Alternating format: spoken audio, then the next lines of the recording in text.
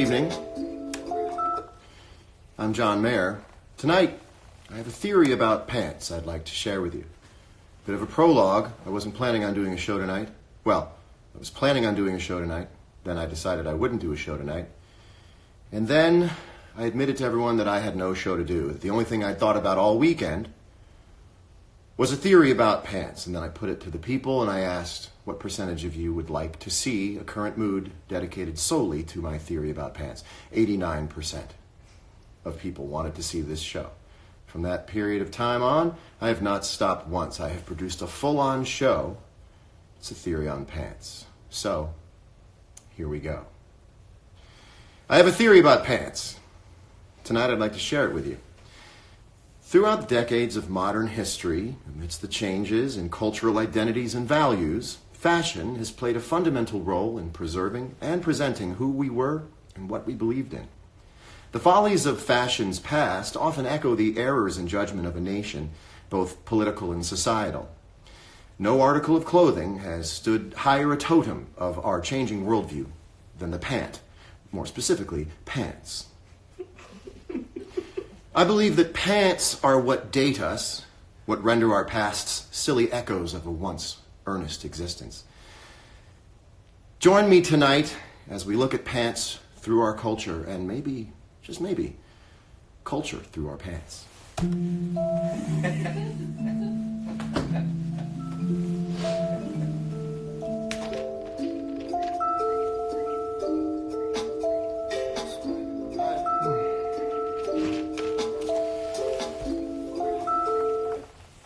So I'm going to set out to try to show you that eras are defined 99% by the pants worn in them, not the jacket, not the shirt. We're going to start in the era that sort of defines modern fashion. We're going to start with the 1960s. Now, my first example is the Summer of Love. I'm going to show you a photograph from the era, but I'm not going to show you the whole thing. Let's look at this photo right here. Quite a nice top. One can't guarantee what exact era you could wear that top in, but let's look at the whole thing. Whoa! It's the pants. It's the pants that speak volumes about the times.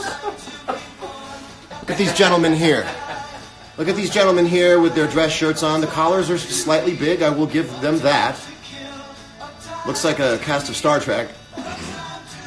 But let's look at the whole picture. Whoa!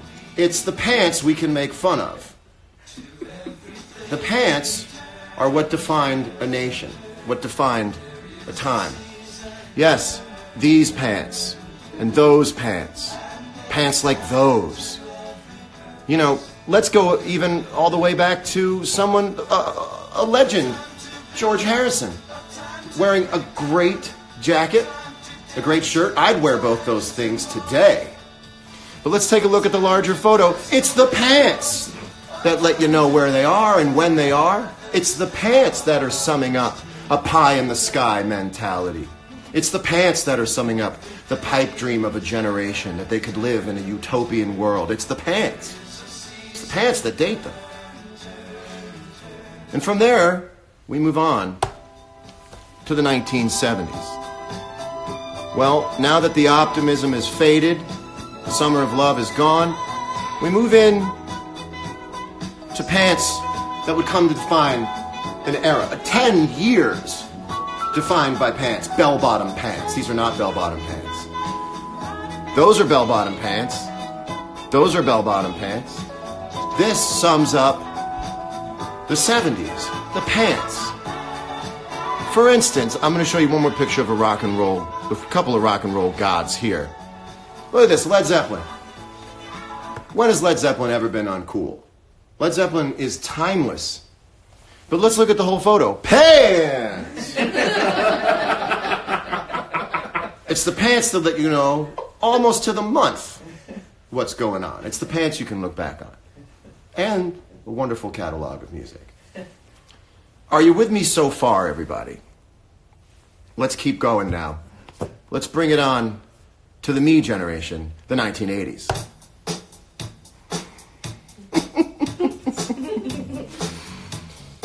He's celebrating a birthday today. His name is Michael Jordan's.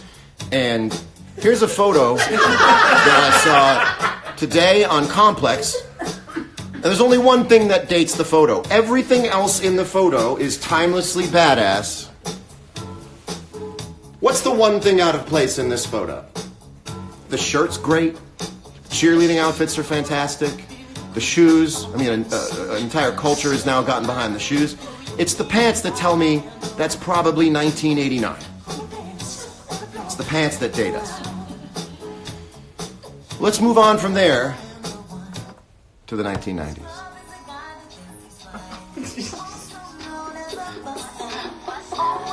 I don't know if I have anything for the 1990s.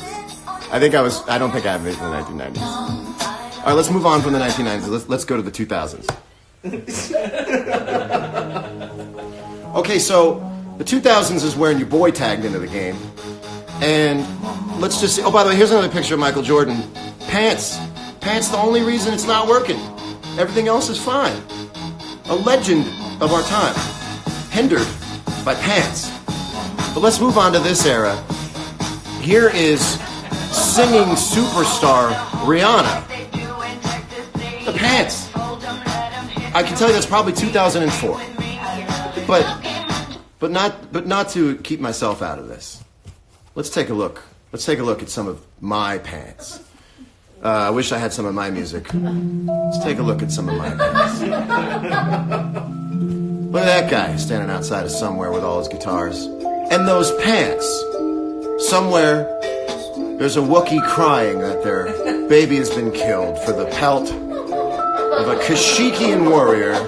That's right, I know the home planet of Wookiees is Kashyyyk. I got pants from Japan. I got fans in the stands. Fake friends shake hands. Real friends money dance. Stop sign niggas scrams. Red light niggas scrams. Look at this guy. We ain't never been friends. Look at this guy right there with his pants. My circuit. I'm high as heaven on purpose. Well, now, let me ask this question. Where are we going with our pants?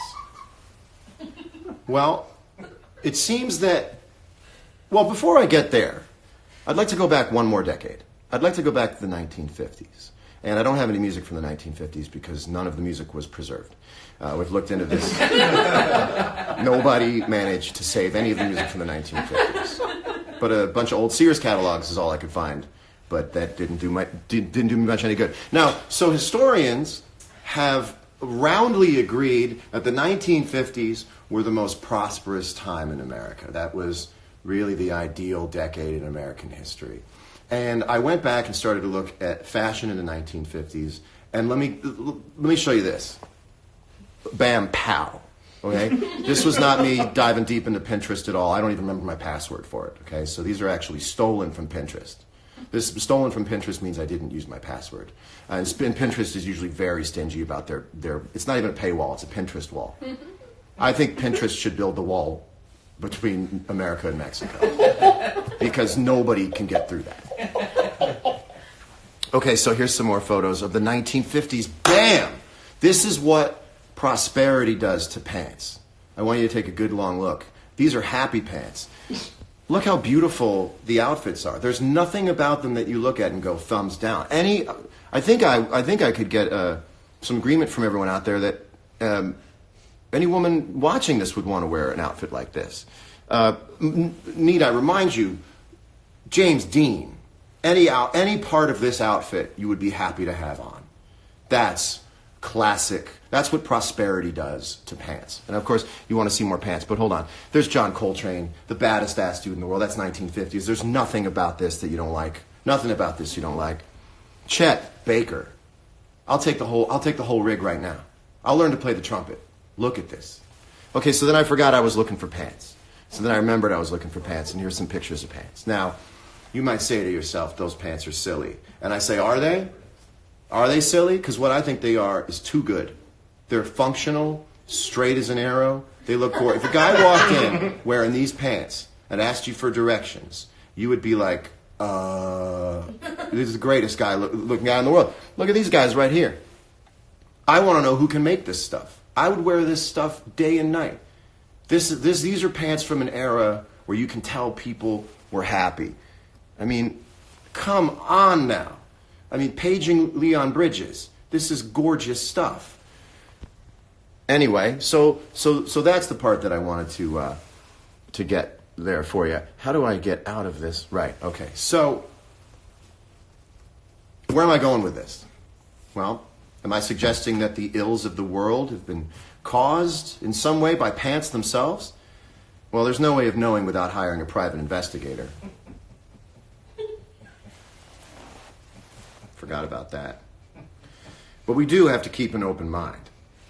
Current mood correspondent B.J. Novak has faxed an essay in attempting to shed more light into pants.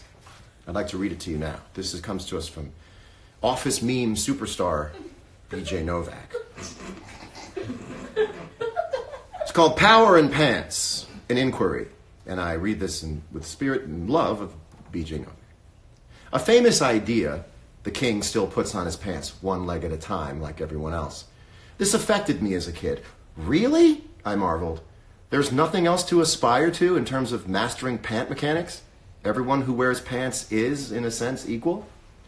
And if pants wearing is something of an equalizer, it seems to naturally follow that there would be a power difference between people who wear pants and those who don't, as still embodied by the phrase, who wears the pants in this relationship. Men have historically worn pants and women have not. Men have historically had power when women have not, and so we have often in our minds connected power and pants. What is cause and effect here? If we lived in a matriarchal society, but with the same traditional clothings among genders, would pants simply be considered a sign of lesser power to the same degree that they've been equated with more power in the past? Or is there something inherently powerful about pants? The answer may surprise you. Perhaps a clue lies in the connection between pants and comedy. Pants is an inherently funny word.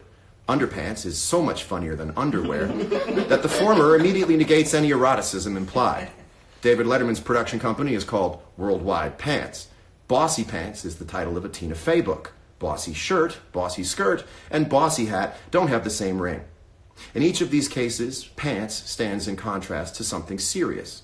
It follows worldwide, bossy, respectively, for a comic contrast. Is the silliness of the word an accident of the English language? Hardly. Pantalones, in Spanish, is even sillier sounding.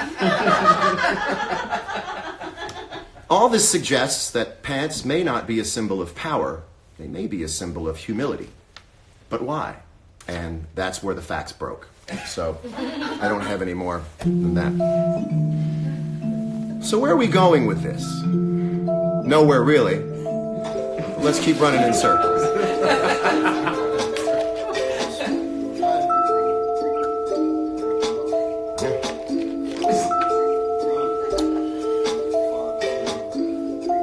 So, where does this all lead up to? Well, this leads up to a call for change to everyone watching and beyond. Am I to suggest that by reverse engineering the way we wear pants, culture could change? Not exactly, but I'm not ruling it out. I like to keep an open mind and an open hemline. Oh. Yeah, I don't know. That doesn't even make sense outside of the metaphor. The fact is I dropped the card I needed to read from it.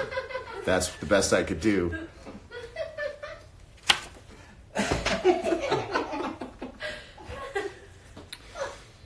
Let's take a look at what people are saying down there in the comments.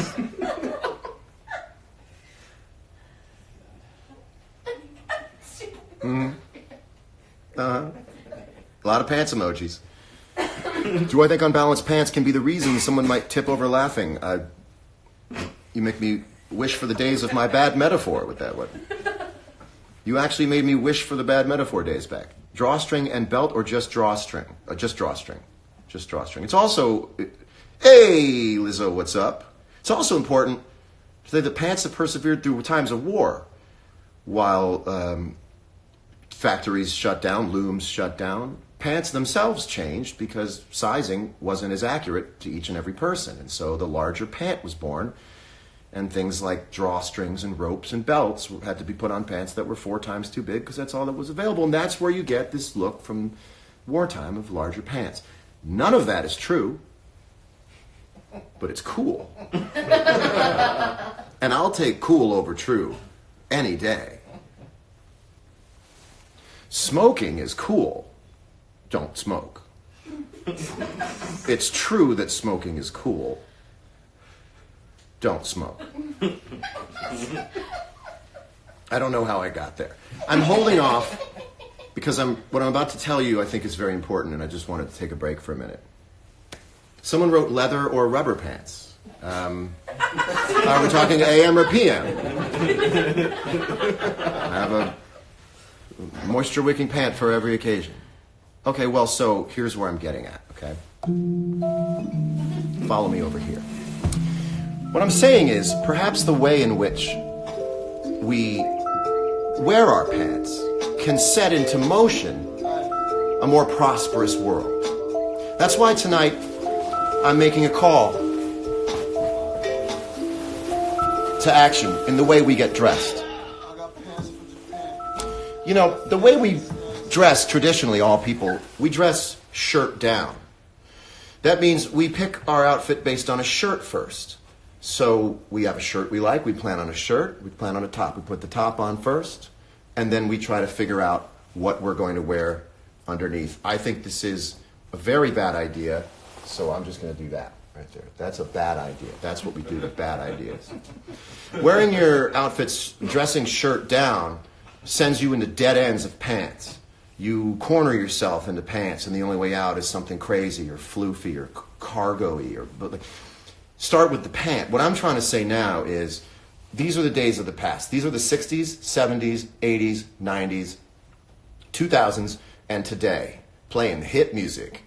This is what has caused our society to degrade because we're dressing shirt down. What I propose tonight, follow me over here, is that we dress pants out.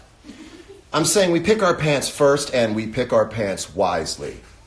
By making better decisions in pants and making pants decisions first, we then send circulation of good taste through the rest of our body. As you can see, the pants we choose will affect what shoes we wear and will also affect systematically what we wear on top. Good pants make good outfits.